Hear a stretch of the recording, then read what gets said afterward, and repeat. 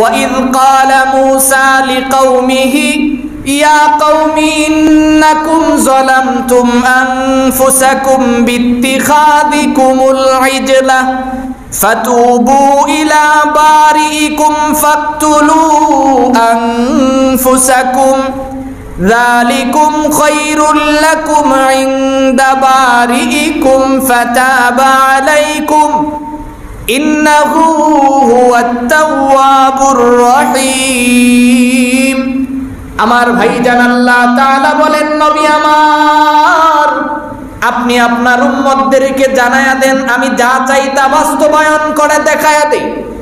মূসা আলাইহিস সালামের কওমের লোকেরা যখন আমার বিরুদ্ধচারণ শুরু করলেন আমি রব্বে কারীম তাদেরকে আযাব দিলাম, নিজেদের মধ্যে মারামারি লাগায়া দিলাম।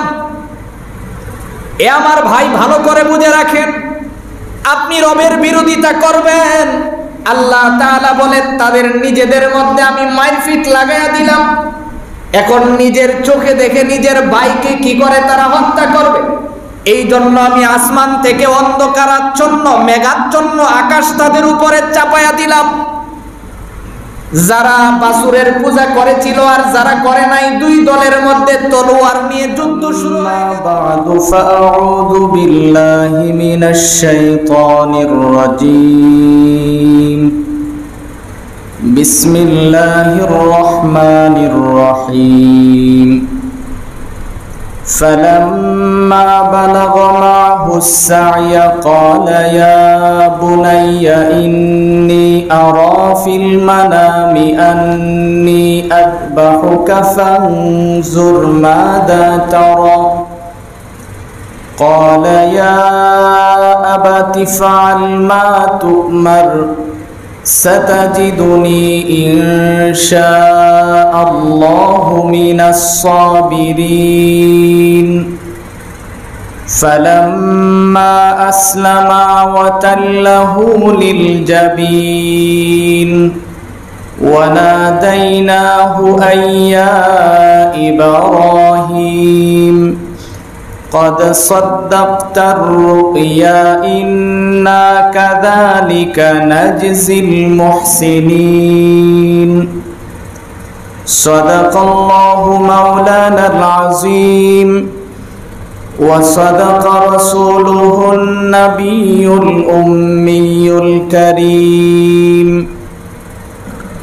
ونحن على ذلك من الشاهدين والشاكرين والحمد لله رب العالمين اللهم صل على محمد وعلى آل محمد كما صليت على إبراهيم وعلى آل إبراهيم إنك حميد مجيد اللهم بارك على محمد وعلى آل محمد كما باركت على إبراهيم وعلى آل إبراهيم إنك حميد مجيد لا إله إلا الله الحليم الكريم سبحان الله وبحمده سبحان الله العظيم سبحانك لا علم لنا إلا ما علمتنا إنك أنت العليم الحكيم نهاية قابل احترام উপস্থিত দেশ ও জাতির কর্ণধার হযরত উলামায়ে কেরাম, অত্র এলাকার বিভিন্ন অঞ্চল থেকে আগত ইসলাম প্রিয় মুসলিম ভাইরা, মহান রব্বে কারীমের দরবারে অসংখ্য গণিত শুকর আদায় করছি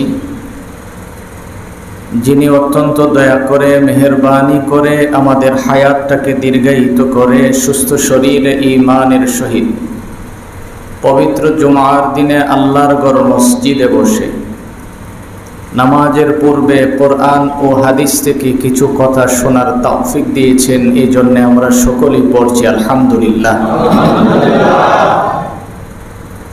মোহতারাম ভাই, আমি আপনাদের সামনে পবিত্র কোরআনে কারিমা থেকে সূরা সাফফাতের 102 নং আয়াত থেকে শুরু করে ধারাবাহিক কয়েকটি আয়াত সহ কোরআনের আরো 2 জায়গা থেকেই কিছু আয়াত তেলাওয়াত করেছি।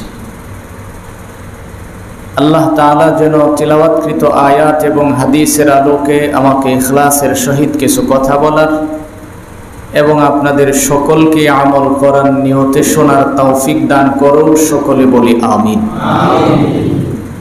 মোহতারাম ভাই, আমরা জানি আমাদের কাছ থেকে জিলকদ মাস বিদায় নিয়ে চলে যাচ্ছে। আজকে 27 তারিখ শেষ, অর্থাৎ সূর্য অস্ত যাওয়ার পর থেকেই 28 তারিখ শুরু হয়ে যাবে। ইতিহাস থেকে আমরা জানি জিলহজ্জের 10 তারিখ আমাদের কোরবানি শুরু হয়। তো কোরবানি আমাদের খুব নিকটে। ধারাবাহিক তাফসীর বোঝার আগে সংক্ষিপ্তভাবে একটা বিষয় আমাদের আজকে বুঝতে হবে, যেটা মুসলিম হিসাবে আমাদের সকলের জন্য আরবি মাসগুলি জেনে রাখা অত্যন্ত দরকারি। কেননা আরবি প্রত্যেকটা চাঁদের মধ্যেই কিছু না কিছু ইবাদতের সুযোগ থাকে, অফার থাকে। অল্প ইবাদতে অনেক বেশি ফায়দা হয়, এমন অনেক সুযোগ থাকে। যেমন আল্লাহর নবী বিশ্ব নবী মুহাম্মদ আরবি সাল্লাল্লাহু আলাইহি ওয়াসাল্লাম বলেন, তোমাদের সামনে যখন জিলহজ্জের চাঁদ চলে আসে, নবীজি বলেন জিলহজ মাসের 1 থেকে 9 তারিখ পর্যন্ত এত গুরুত্বপূর্ণ একটা সময়, যেই সময়গুলিতে যদি কেউ একটা দিন করে রোজা রাখে, আল্লাহ তাকে 1 বছরের রোজার সওয়াব দিয়ে দেন।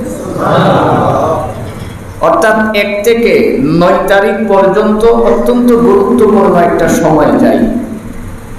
তো কাজেই স্পেশাল কিছু ইবাদত আছে জিলহজ্জের 1 থেকে 9 তারিখ পর্যন্ত। নবীজি বলেন, কোন ব্যক্তি যদি জিলহজ্জের চাঁদ ওঠার আগে তার চুল, নখ, মোষ এইগুলি কেটে নেই, এই 9 দিন পর্যন্ত আর চুল, নখ এইগুলি কাটে না,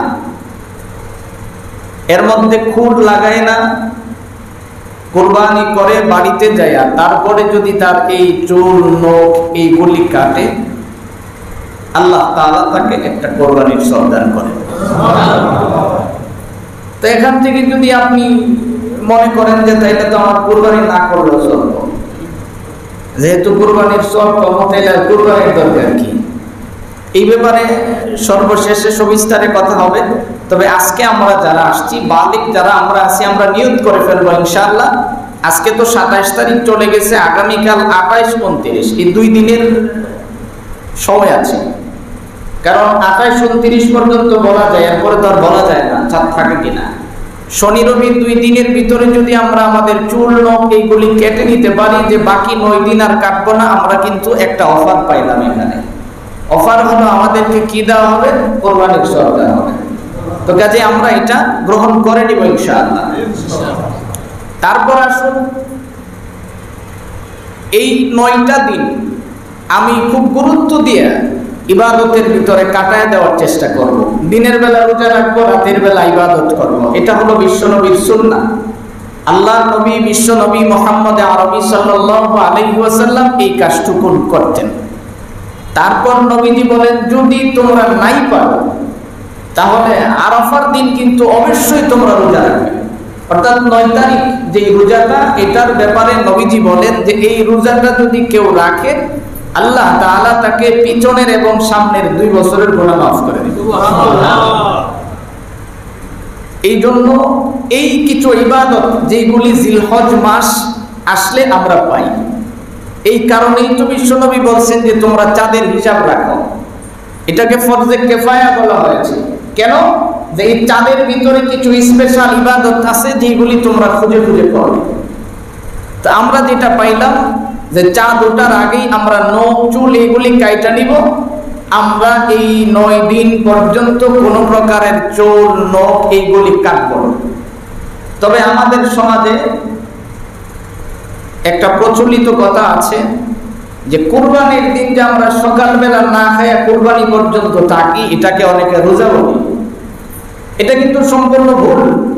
এটা একটা মুস্তাহাব আমল যে আপনি যদি সকালবেলা কিছু না খাইয়া কুরবানি পর্যন্ত থাকেন তাহলে আপনি সওয়াব পাবেন, আর যদি খান তাইলে তো আপনার গুনাহ হচ্ছে না। খাইলে গুনাহ হবে? কুরবানির কোনো ক্ষতি হবে? ভালো করে বুঝে নেন, যদি আপনি থাকেন তাহলে আপনি সওয়াব পাবেন, কিন্তু খাইলেও কোনো অসুবিধা নাই। কিন্তু বিশ্ব নবীর সুন্নাহ ছিল না খাওয়া। নবীজির সুন্নাহ ছিল কিছু না খাওয়া, কুরবানি করা পর্যন্ত কোনো কিছু না খাওয়া। আর ঈদুল ফিতরের সুন্নাত ছিল কিছু খেয়ে আসা। ভালো করে বুঝতে হবে যে বিশ্ব নবীর সুন্নাহ ছিল ঈদের 2 রকম। ঈদুল ফিতরের সময়ের সুন্নাহ ছিল খেয়ে আসা, মিষ্টি দ্রব্য কিছু খেয়ে আসা। আর কুরবানির দিনের সুন্নাহ হলো কোনো কিছু না খেয়ে আসা, কুরবানি করার পরে খাওয়া।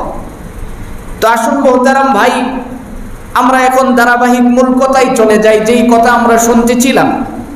গত জুমায় আমরা এই পর্যন্ত শুনেছিলাম যে ইব্রাহিম আলাইহিস সালাম আল্লাহর কাছে সন্তান চাইলেন। কত বছর বয়সে? 86 বছর বয়সে। আল্লাহ তাআলা তাকে সুসংবাদ দিলেন সন্তানের, এবং সন্তান দিলেনও। যেই সন্তান দিলেন এই সন্তানের নাম ইসমাইল আলাইহিস সালাম। এই সন্তান কিন্তু লম্বা টাইম পর্যন্ত একমাত্র সন্তান ছিল। তো 86 থেকে 120 লম্বা সময় না? 120 বছর বয়সে ওনার আরেকজন সন্তান হয়েছিল, এটা বহু পরে। কিন্তু যখন ওই যে বিশ্বনবী বলছেন সুন্নাতু আবিকুম ইব্রাহিম, যে এই কোরবানিটা ইব্রাহিম আলাইহিস সালামের সুন্নত। কেন ইব্রাহিম আলাইহিস সালামের সুন্নত? কারণ একমাত্র সন্তানকে কোরবানি করা এটা সাধারণ কোনো বিষয় নয়।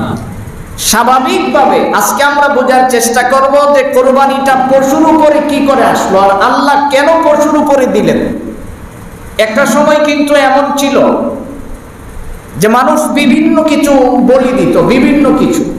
জাহিলিয়াতের যুগে বিভিন্ন কিছু ছিল। আল্লাহ তাআলা কোরআনে বলেন ওয়াসিলা ওয়ালা হাম। এই আয়াতের মধ্যে আল্লাহ তাআলা 4টা বিষয়ের কথা বলছেন যে ওই পূর্বের যুগের মুশরিকেরা 4টা কাজ করত। এমন কিছু কিছু পশু ছিল যেই পশুর দুধ তারা পান করত না, এটা তাদের দেবতার নামে উৎসর্গ করে দিত। এমন কিছু উটনি ছিল যেগুলি তারা ছাইরা দিছে তাদের দেবতার নামে, যেটা আমরা অনেক সময় দেখতে পাই। অনেক সময় এরকম গলাতে রশি থাকে না, খোলা কিছু গরু বাছুর থাকে, জিগাইলে কই যে এটা এমুক মাজারের, এটা এমুক জায়গা। এরকম আমাদের সমাজেও কিছু আছে। এটা জাহিলিয়াতের যুগে ছিল। কেমন ছিল? ইতিহাস থেকে আমরা 2টা শিক্ষা নিতে পারি। আমিরুল মুমিনিন হযরত ওমর ফারুক রাদিয়াল্লাহু তাআলা আনহুর জামানায় মিশরের নীল নদ, ইতিহাস আপনারা জানেন, পানি আসতো না। তারা মৌসুমে পানি পাওয়ার জন্য একটা কাজ করত। তাদের কাজটা ছিল সুন্দরী একজন রমণীকে সাজায়া গুছায়া নীল নদের সামনে নিয়ে ওই পানির জন্য যেই দেবতা, তাদের ধারণা ছিল যেই দেবতা পানি দেয় ওই দেবতার নামে এই নারীকে উৎসর্গ করে দিলাম, দেবতার যা খুশি তা করবে। এই ছিল তাদের ধারণা। মিশর বিজয় হওয়ার পরে আমর ইবনুল আস যখন মিশরের গভর্নর, উনি দেখলেন তারা একটা মেয়েরে খুব সুন্দর করে সাজাইছে। ওনার কাছে খবর আসছে সাজায়া গুছায়া লয়ে যাইতেছে নীল নদের পারে। জিগাইছে তোমরা ওখানে কেন যাও? আমরা যদি এই মেয়েটাকে ছেড়ে দেই তাহলে নীল নদে পানি আসবে, আমরা এখন ফসলের মৌসুম, পানির আমাদের খুব প্রয়োজন। আমর ইবনুল আস বললেন এটা তো তোমাদের ধারণা, কিন্তু ইসলামের রীতিনীতি তো এরকম না। তোমরা একটু অপেক্ষা করো, আমি খলিফাতুল মুসলিমিনের কাছে চিঠি লিখি। খলিফাতুল মুসলিমিন হযরত ওমর ফারুক বরাবর আমর ইবনুল আস থেকে চিঠি আসলো। তা তাফসীরে মাজিজির মধ্যে আল্লামা আব্দুল মাজিদ দরিয়াবাদী লিখেন, চিঠি আসার পরে ওই পত্র বাহকের কাছেই আমিরুল মুমিনিন আরেকটা চিঠি লিখে সাথে সাথে দিয়ে দিলেন। তো ঘোষণা হয়ে গেল, তারা ওখানে মেয়েকে নিয়ে উৎসর্গ করত, এখন মেয়ে নিবে না, চিঠি দিবে। হাজার হাজার মানুষ দর্শক, যে কারবারটা কি, এতদিন আমরা একটা মানুষ বলি দিয়া এখান থেকে আনতাম পানি, আর এখন মাত্র একটা কাগজ দিয়ে আনবো পানি। বিশ্বাসেরও তো ব্যাপার স্যাপার আছে তাদের মধ্যে, একটা উৎসুক মানুষ, আগের তুলনায় বহুগুণ মানুষ একত্রিত হয়ে গেছে, ব্যাপারটা দেখা দরকার কি করে আসে। আমিরুল মুমিনিনের পক্ষ থেকে চিঠিটা যখন নীল নদের মধ্যে ছেড়ে দেওয়া হলো, তাফসীরের কিতাবের মধ্যে লেখা হয়, ওই যে ছাড়ছে, যে পানি আসছে, কিয়ামত পর্যন্ত এই পানি আর কোনোদিন শুকাবে না। এই জন্য আল্লাহর নবী বলেন যে আল্লাহ তাআলা প্রত্যেকটা যুগে যুগে মানুষের কুরবানি ছিল, সিস্টেম ভিন্ন ছিল। যেমন আল্লাহ তাআলা কোরআনে কারিমায় বলেন, ওয়ালিকুল্লি উম্মাতিন জাআলনা মানসাকান লিয়াযকুরু ইসমাল্লাহি আলা মা রাযাকাহুম মিন বাহিমাতিল আনআম ফাইলাহুকুম ইলাহুন ওয়াহিদুন ফালাহু আসলিমু ওয়াবাশশিরিল মুখবিতিন। আল্লাহ তাআলা বলেন, দেখো প্রত্যেক যুগেরই একটা কুরবানি ছিল, তাদের সিস্টেম ভিন্ন ছিল। যারা মুশরিক ছিল তারাও কিন্তু কুরবানি করত, কিন্তু তাদের সিস্টেমটা এরকম ছিল, তারা দেবতার নামে বলি দিত, দেবতার নামে অনেক কিছু ছেড়ে দিত। তো আল্লাহ তাআলা বলেন, তোমাদের জন্য আমি সহজ সিস্টেম করলাম, এবং এই সিস্টেমটা কখন থেকে পরিবর্তন করে দিলাম, পরিবর্তন করলাম কেবলমাত্র ইব্রাহিম আলাইহিস সালাম, তোমাদের জাতির পিতা আমার কাছে এমন ভাবে পরীক্ষা দিছে, যার পরীক্ষাটা আমার কাছে এমন ভাবে কবুল হয়েছে, হওয়ার কারণে আমি তোমাদের জন্য সবকিছু সহজ করে দিয়েছি। সুবহানাল্লাহ। কেমন সহজ করছেন দেখেন, আপনি আমি 50,000, 1 লক্ষ, 1.5 লক্ষ টাকা দিয়ে একটা গরু কিনি, কুরবানি করি। তো কুরবানি করি যে করি কার নামে?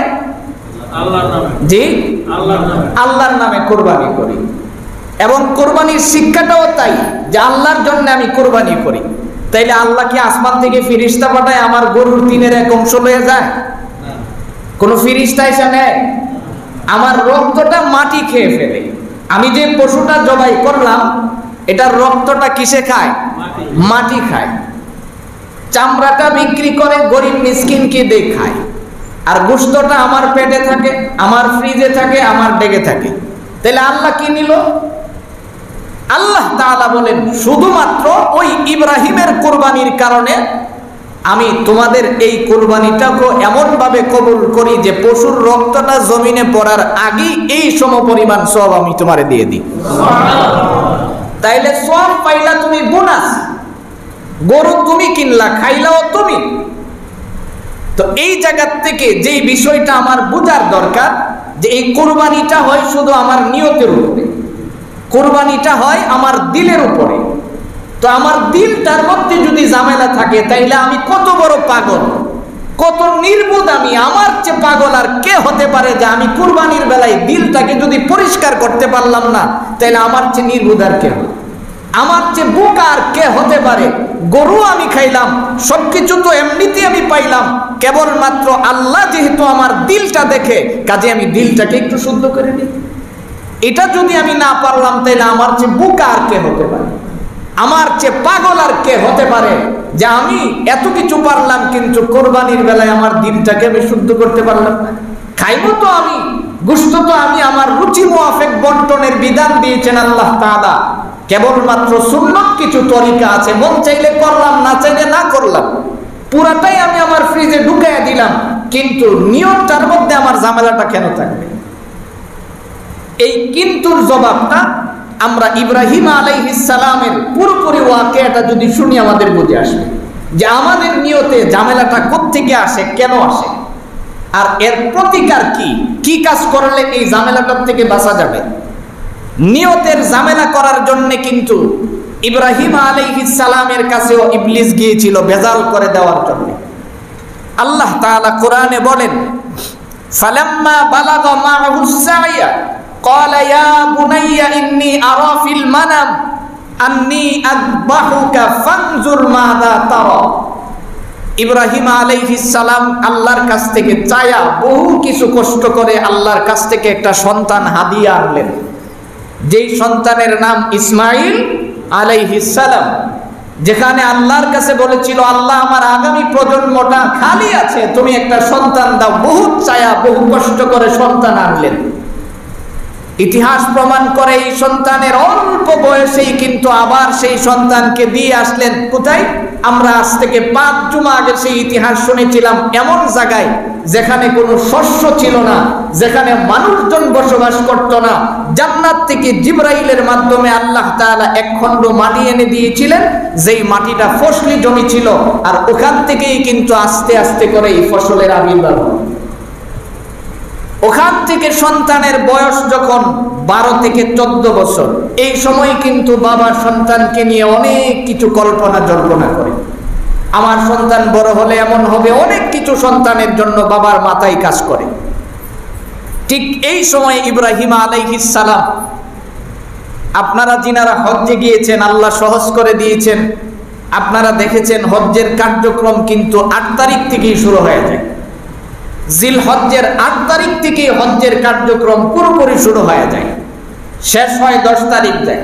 তো এই যে শুরুটা হয়, এই 8 তারিখ থেকেই কিন্তু স্বপ্ন দেখা শুরু। ইব্রাহিম আলাইহিস সালাম স্বপ্ন দেখলেন তার সন্তানকে কুরবানি করতেছে। এই যে স্বপ্নটা প্রথম দিন দেখলেন, আমি ইতিপূর্বে বহুবার স্বপ্নের ব্যাখ্যা দিয়েছি। নবীগণের বেলায় স্বপ্ন 100% সত্য, এখানে ভিন্ন চিন্তা করার কোনো অবকাশই নেই। আর আমাদের বেলায় স্বপ্ন 3 ধরনের হয়।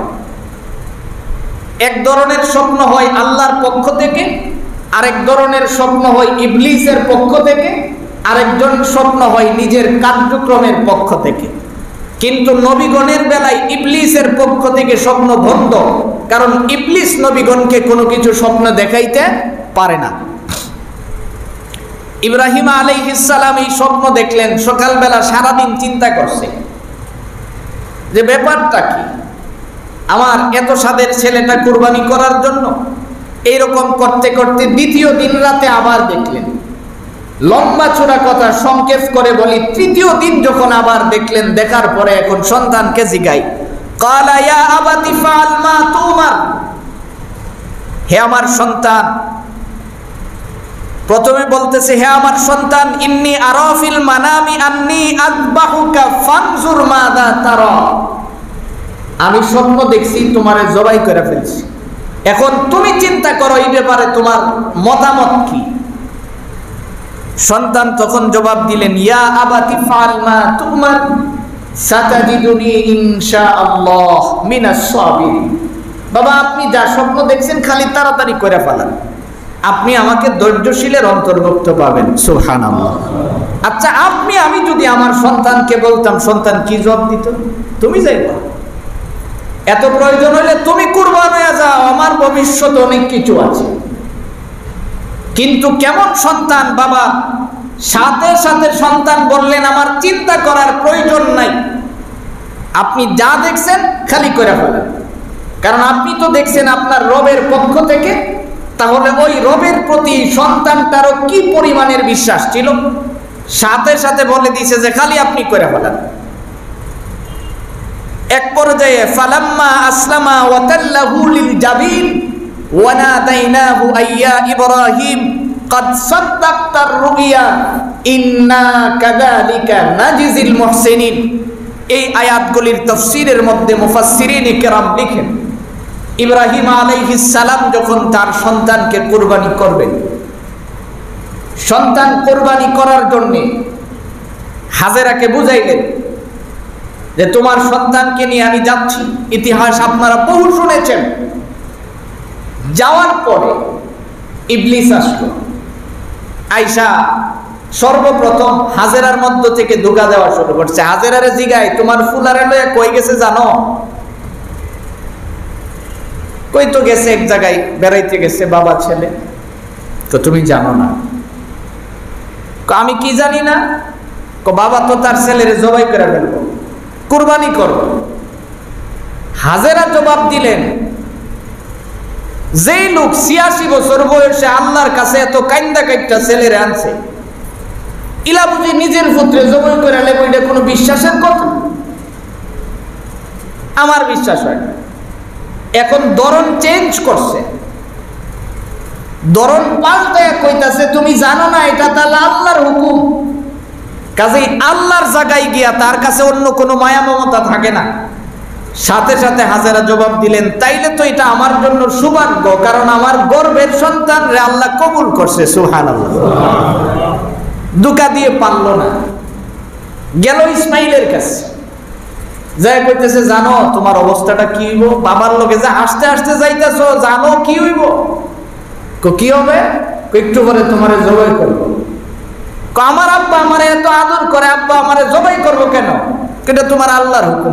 তাইলে এটা তো আমার জন্য সৌভাগ্য যে আমি অল্প বয়সে আল্লাহ আমারে কবুল করে ফেলাইছে। সুবহানাল্লাহ। গেলেন ইব্রাহিমের কাছে, যায় কইতেছে এই কামটা না করলে হয় না। কোন কাম? কই যে আপনি আপনার ফুলারে জবাই করে নেবেন, এটা ছাড়া অন্য কোনো পথ খুঁজেন। ওই যে আমরা সমাজের কিছু মানুষ আছে দেখবেন, একটু অসুস্থতার দোহাই পাইলে আয়া হুজুর রোজা না রাখতে কি দেওয়ার লাগবে?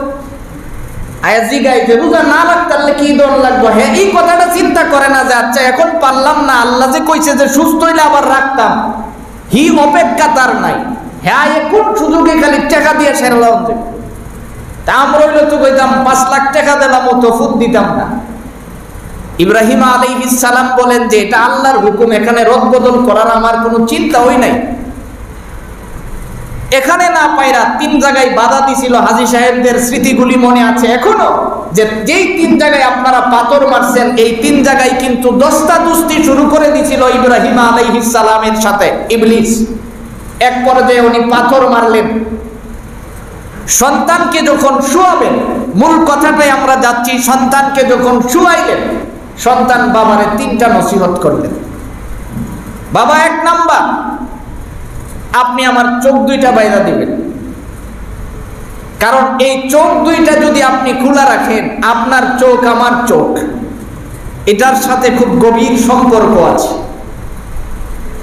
বিশ্বাস না হলে আপনি প্রমাণ করে দেখেন, বাবার চোখের দিকে তাকায় আপনি জীবনও কাজে বাজে চিন্তা করা আপনার দ্বারা সম্ভব হবে না। এই ৪টা চোখ এমন একটা সিস্টেমে আছে বাবা, এই চোখগুলি একজন আরেকজনকে দেখে আল্লাহর হুকুম পালন করতে কষ্ট হয়। কাজে আপনি আমার চোখ ২টা বাইরে নেবেন। ২ নাম্বার, আপনি রশি দিয়ে আমার হাত পা গুলি টাইট করে বাইরে নেবেন। বাবা, মরণ খুব কষ্টের জিনিস। তাহলে আপনি চিন্তা করে দেখেন, যেই ছেলে বলছে সাতাজিদুনি ইনশাআল্লাহু মিনাস সাবিরিন, যে বাবা আমাকে ধৈর্যশীলের অন্তর্ভুক্ত আপনি পাবেন, আবার সেই ছেলেই বাবাকে বলতেছে যে বাবা মরণ কিন্তু খুব কষ্টের জিনিস, তার মানে মরণের সমস্ত বুঝ তার ভিতরে নিয়েই সে আল্লাহর জন্য রাজি হয়েছে। বলতেছে বাবা মরণ কিন্তু কষ্টের জিনিস, আপনি আমার হাত পা গুলি বাইদা নেন। ৩ নাম্বার, আপনার শরীরটা আপনি একটু ধারালু করে নেন, যাতে করে আপনি যখন ফুস দিবেন যদি দেরি হয়, তাহলে আপনার নিয়তের মধ্যে যদি ঝামেলা হয়, আপনি একটু শরীরটা ধারালু করে নেন। তাফসীরের কিতাবে আসছে, বাবা যখন সন্তানকে শুয়াইলেন, শুয়ানোর সাথে সাথেই হাত পা গুলি বাঁধলেন, ছুরি চালাইবেন। ছুরি চালানোর সময় কোমরটা খুব টাইট করে বাঁধছেন, ছুরি চালাইতেছেন কিন্তু ফুস দেয়, কাটে না। তাফসীরে রুহুল মানির মধ্যে আসছে, ফুস দেয়, ছুরি উল্টায়া যায়। ইব্রাহিম আলাইহিস সালাম বুঝতে পারলেন যে এখানে অলৌকিক কিছু হচ্ছে, কারণ আমি দেই নিজ দিক দিয়ে এটা উল্টায়া যায়, নিশ্চয়ই তার মধ্যে কোনো কারণ আছে। এই পরিস্থিতিতে বাবা ছেলের মধ্যে যখন ছুরি চালানো হচ্ছে, ঠিক এই সময়ে হঠাৎ করে ওনার কানের মধ্যে একটা আওয়াজ আসছে, আল্লাহু আকবার, আল্লাহু আকবার। এই শব্দটা শোনার সঙ্গে সঙ্গেই ইব্রাহিম আলাইহিস সালাম তার ফুস দেওয়া বন্ধ করলেন। এই আল্লাহু আকবার আওয়াজ শোনার পরে ওনার কানে আরেকটা আওয়াজ গেছে, লা ইলাহা ইল্লাল্লাহু আল্লাহু আকবার। এই আওয়াজ শুই না উনি আবার ছুরি চালাইলেন, তৃতীয়বার ছুরি চালাইলেন। চালানোর পরে এখন মনে হয়েছে যে পশু জবাই হয়ে গেছে। চোখ খুলছে, খুইলা দেখে যে জিবরাইল দাঁড়ানো, তার ছেলেটাকে এইভাবে পাঞ্জা করে ধরে দাঁড়িয়ে আছে, আর একটা পশু জবাই হয়ে এখানে পড়ে আছে। উনি তখন বললেন আল্লাহু আকবার ওয়ালিল্লাহিল হামদ। এই কথাটুকুন বলে উনি তার কুরবানির কাজ সম্পাদন করলেন। এই ছিল আমাদের জাতির পিতা ইব্রাহিম আলাইহিস সালামের সুন্নাহর সংক্ষিপ্ত নমুনা। এখন আসুন এই জায়গা থেকে আমাদের কি শিক্ষাটা। তাফসীরের কিতাবে আসছে আল্লাহ তাআলা জান্নাত থেকে যে দুম্বাটা পাঠাইছেন, এই দুম্বাটা সাধারণ কোনো দুম্বা না, এটা হলো আমাদের সর্বপ্রথম আদি পিতা আদম আলাইহিস সালামের সন্তান হাবিল তার যে দুম্বাটা কুরবানি করে পাহাড়ের উপরে রেখেছিল, সেই দুম্বাটা আল্লাহ তাআলা লালন পালন করে এই বরকতি দুম্বাটা আল্লাহ ইব্রাহিমকে হাদিয়া দিয়েছেন। সুবহানাল্লাহ। এই কথাটাই আল্লাহ তাআলা কোরআনে কারীমের মধ্যে বলেন, কাদ সাদ্দাকতার রুইয়া ইন্না কাযালিকা নাজজিল মুহসিনিন ইন্না হাযা লাহুয়াল বালাউল মুবিন ওয়া ফাদাইনাহু বিযিবহিন আযীম।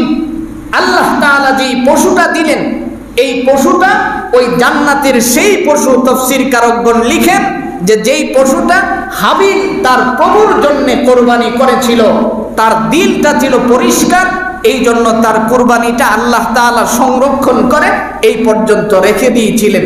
মোহতারাম ভাই, এখন আসুন তাহলে ইব্রাহিম আলাইহিস সালাম ঘুমের মধ্যে স্বপ্ন দেখছে তার ছেলেরে কুরবানি করতেছে, কিন্তু এখন তো কুরবানি হইল না। তাহলে ওনার হক আদায় হইল কিনা? মুফাসসিরিন কিরাম সুন্দর করে তার জবাব দিয়েছেন যে ওনার হক এই জন্য আদায় হইছে, কারণ হলো উনি স্বপ্ন দেখছে ছেলেরে কুরবানি করতেছে, ছেলেরে জবাই করছে, এই কথা তো দেখে নেই। তো কুরবানির জন্য আল্লাহ তাআলা পশু দিয়েছে, পশু তো কুরবানি হয়েই গেছে। আল্লাহ চাইলে তো মানুষকেও এই বিধানের মধ্যে রাখতে পারতেন, কেননা আল্লাহ তাআলা যা চান তা করে দেখায় দেন। আল্লাহ যা চান তা করে ফেলেন, কোনোদিন এটা কেউ ফিরাইতে পারে না। যেমন ইতিহাস তাফসীর কারকগণ এখানে একটা ওয়াকিয়া বর্ণনা করেছেন। আপনারা জানেন নবী মূসা আলাইহিস সালাম, ওনার কওমের লোকদের নাম ছিল কি? বনি ইসরাইল।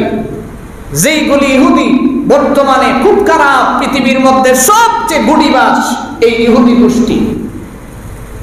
তারা যখন ফিরআউনের হাত থেকে রেহাই পাইল, মূসা আলাইহিস সালামরে কইতাছে, আমরা যেহেতু এখন নিরাপদ, আপনি যাই আপনার আল্লাহর কাছ থেকে কিছু বিধিবিধান নিয়ে আইয়েন, আমরা এইগুলি মানি, কারণ আমাদের তো এখন আর কোনো ঝামেলা নাই, কারণ আমরা এখন ফিরআউনের কোনো ভয় নাই, আমরা এখন নিরাপদে আছি, এখন আল্লাহর কিছু হুকুম মানি, আমরার জন্য কিছু হুকুম নিয়ে আসেন। মূসা আলাইহিস সালাম তুর পাহাড়ে গেলেন, 30 দিন রোজা রাখলেন। তাফসীরের কিতাবে আসছে যে কোনো কারণে আরো 10 দিন, 40 দিন রোজা রাইখা আসছে। আয়েশা দেখে মূসা যখন তুর পাহাড়ে অবস্থান করে, এদিক দিয়ে বনি ইসরাইলের এক বাটপার যার নাম হলো সামিরি, সে করলো কি? স্বর্ণ এবং রূপা দিয়ে একটা গরুর বাছুর বানাইছে। গরুর বাছুর বুঝেন আপনারা? গরুর বাচ্চা বানাইছে। বানায়া জিবরাইল আলাইহিস সালাম যখন মূসা নবীর কাছে এসেছিলেন, জান্নাত থেকে একটা ঘোড়াতে চড়ে আসছিলেন। এই ঘোড়ার খুরের নিচে যে মাটিগুলি পড়ছিল, ওখান থেকে কিছু মাটি এটার মুখের মধ্যে লাগাইয়া দিছে। এখন সে কথা বলা শুরু করে দিছে। কথা যখন বলতেছে এই ঘোড়াটা নিয়ে, এখন সেই গরুর বাছুর মানুষের সামনে নিয়ে বলতেছে, ওই তোমরার নবী যে মূসা, ইলা তো তুর পাহাড়ে গেছে আল্লাহর তালাশে, আর আল্লাহ দেখো তোমরার কাছে আই বসে। দেখো নিজে নিজে কথা কয়, নাউযুবিল্লাহ। কই আল্লাহ তোমরার কাছে আই বসে, এই যে দেখো, এখন তোমরা এটারে নিয়ে যা কিছু করার করো, এখান থেকে যা পাও। এখন তারা এই বাছুরের পূজা শুরু করে দিছে। বাছুরের পূজা তো করতে আছে। মূসা আলাইহিস সালাম 40 দিন পরে তাওরাত কিতাব নিয়ে আসছে। আয়েশা দেখে অবস্থা তো খুব খারাপ। তার কওমের লোক তো আর নাই, মুষ্টিময় কয়েকজন আছে, বাকিগুলি তো কারবার হয়ে গেছে, এরা গরুর পূজা শুরু করে দিয়েছে। এমত অবস্থায় আল্লাহ তাআলা কোরআনে কারিমায় এই কথাটা খুব সুন্দর করে বলেছেন। এমন পরিস্থিতির মধ্যে যখন পড়লেন মূসা আলাইহিস সালাম আল্লাহ তাআলার কাছে যখন দোয়া করলেন, আল্লাহ তাআলা বলেন মূসা ধৈর্য ধরো। তারা যখন আমার উল্টা কাজ শুরু করছে, আমিও তাদের জন্য একটা আযাব নির্ধারণ করে দিছি। আযাবটা কি দিলেন? আল্লাহ তাআলা বলেন, وَإِذْ قَالَ مُوسَى لِقَوْمِهِ يَا قَوْمِ إِنَّكُمْ ظَلَمْتُمْ أَنفُسَكُمْ بِاتِّخَاذِكُمُ الْعِجْلَ فَتُوبُوا إِلَى بَارِئِكُمْ فَاقْتُلُوا أَنفُسَكُمْ ذَلِكُمْ خَيْرٌ لَكُمْ عِندَ بَارِئِكُمْ فَتَابَ عَلَيْكُمْ ইন্নাহু হুয়াত তাওয়াবুর রহিম। আমার ভাইজান আল্লাহ তাআলা বলেন, নবী আমার, আপনি আপনার উম্মতদেরকে জানায়া দেন, আমি যা চাই তা বাস্তবায়ন করে দেখায়া দেই। মূসা আলাইহিস সালামের কওমের লোকেরা যখন আমার বিরুদ্ধচারণ শুরু করলেন, আমি রব্বে কারীম তাদেরকে আযাব দিলাম, নিজেদের মধ্যে মারামারি লাগায়া দিলাম। এ আমার ভাই ভালো করে বুঝে রাখেন, আপনি রবের বিরোধিতা করবেন, আল্লাহ তাআলা বলেন তাদের নিজেদের মধ্যে আমি মারপিট লাগাইয়া দিলাম। এখন নিজের চোখে দেখে নিজের ভাইকে কি করে তারা হত্যা করবে, এই জন্য আমি আসমান থেকে অন্ধকারাচ্ছন্ন মেঘাচ্ছন্ন আকাশ তাদের উপরে চাপায়া দিলাম। যারা বাছুরের পূজা করেছিল আর যারা করে নাই, দুই দলের মধ্যে তলোয়ার নিয়ে যুদ্ধ শুরু হয়ে গেল। যারা ওই সামিরির বাছুরের পূজা শুরু করলো, তারা মুখ থুবড়ে জমিনে পড়ে আছে। অন্ধকারের কারণে তাদের চেহারাটাও আমি আল্লাহ কালো বানায়া দিছি, এই জন্য দেখা যায় না। নিজের বাবা তার সন্তানকে হত্যা করলো, সন্তান বাবাকে হত্যা করলো।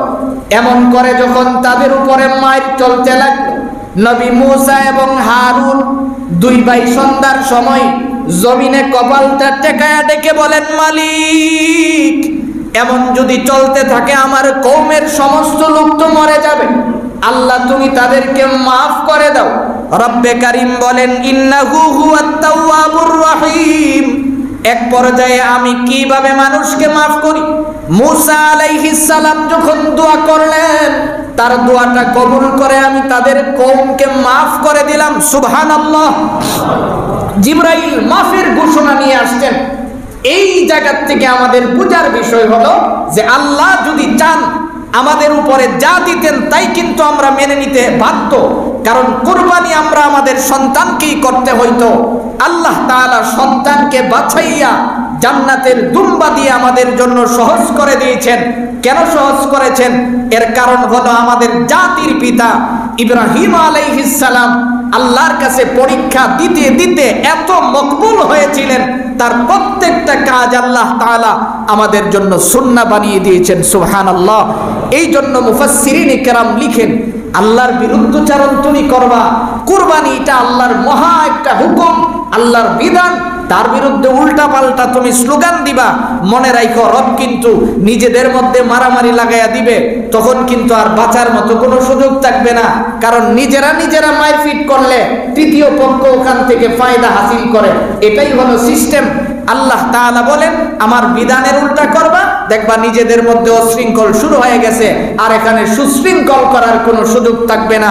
এই জন্য মুহতারাম ভাই, যেই কথাটা বলতেছিলাম, কুরবানি এটা হলো আমাদের জাতির পিতা ইব্রাহিম আলাইহিস সালামের সুন্নাহ। ইব্রাহিম আলাইহিস সালাম তখন তার সন্তানকে যখন কুরবানি করলেন, কিভাবে করলেন? আমরা সংক্ষিপ্ত ওয়াকিয়া শুনেছি। সন্তানকে শোয়ানোর পরে আল্লাহ তাআলা ডেকে বলেন, নবী, পৃথিবীর মানুষদেরকে বলেন আমি আল্লাহ তাআলা তার কুরবানি কবুল করে ফেলছি, কুরবানিটা কবুল করছি, পশু জবাই করাইছি, কিন্তু কুরবানি আমি কবুল করছি। কেন কবুল করছি? কারণ হলো সে যখন তার সন্তানকে জবাই করলো, সন্তানকে শোয়াইলেন জবাই করার জন্য, সন্তানকে শোয়ানোর পরে তার যতটুকুন চেষ্টা ছিল সে কিন্তু করেছে। আর তার কুরবানি কবুল করার মূল কারণ হলো আমি আল্লাহ তাআলা তার দিলটা দেখেছি। আমি তাকে যেই জিনিস দিয়ে পরীক্ষা নিতে চাইলাম যে সে তার সন্তানকে কোরবানি করে কিনা, আমি কিন্তু তার দিলটাকে পরীক্ষা করে নিয়েছি। আর তার দিলটা যেহেতু তৈয়ার হয়ে গেছে, এই দিলের দিকে তাকাই কিন্তু আমি কোরবানি কবুল করছি। তো আল্লাহ তাআলা এই কথাটাই বলেন যে আমি আল্লাহ তাআলা যুগে যুগে কোরবানি দিলাম। কেন কোরবানি দিলাম? কারণ কোরবানির পশু জন্তু তারা ক্রয় করে জবাই করার মাধ্যমে তারা তাদের আল্লাহকে স্মরণ করবে, এটাই হলো বিধান কোরবানির। কেননা আল্লাহ তাআলা বলেন ওয়ালিকুল্লি উম্মাতিন জাআলনা মানসাকাল লিয়াযকুরু ইসমাল্লাহি আলা মা রাযাকাহুম মিন বাহিমাতিল আনআম। আল্লাহ তাআলা বলেন নবী আমার, প্রত্যেক জাতির জন্যেই আমি কোরবানি তাদের জন্য নির্ধারিত করে দিয়েছি। কেন? তাদের গৃহপালিত যেই পশুগুলি থাকবে ওই জন্তু জবাই করার মাধ্যমে আমি আল্লাহকে স্মরণ করবে, এটাই হলো তার বিধান। সুবহানাল্লাহ। এই জন্য কুরবানির বিধানটাই হলো যে আমি আমার যে পশু আছে এই পশু ক্রয় করে আল্লাহর রাহে জবাই করার মাধ্যমে আমি কুরবানি বাস্তবায়ন করব। এখানে ভিন্ন ধারার ফতোয়া দেওয়ার কোনো সুযোগ নেই। আল্লাহর নবী স্পষ্ট করে বলেছেন যে কুরবানির বেলায় মাসআলা দেখেন কত স্পর্শকাতর। ছেলে বিদেশ থেকে টাকা পাঠায়, উপার্জন করে, আর এদিক দিয়া বাবা করে কি, বাবার নামে কুরবানি করে, ছেলের নামে কুরবানি করার খবরও নেই। আমাদের সমাজে কত প্রকারের ভুলের মধ্যে আমরা আছি দেখেন। আল্লাহর নবী বলছেন যে কুরবানি সামর্থ্য থাকার পরে যদি কোনো ব্যক্তি কুরবানি না করে, সামর্থ্য থাকার পরে যদি কোনো ব্যক্তি কুরবানি না করে সে যেন আমার ঈদগাহে না আসে।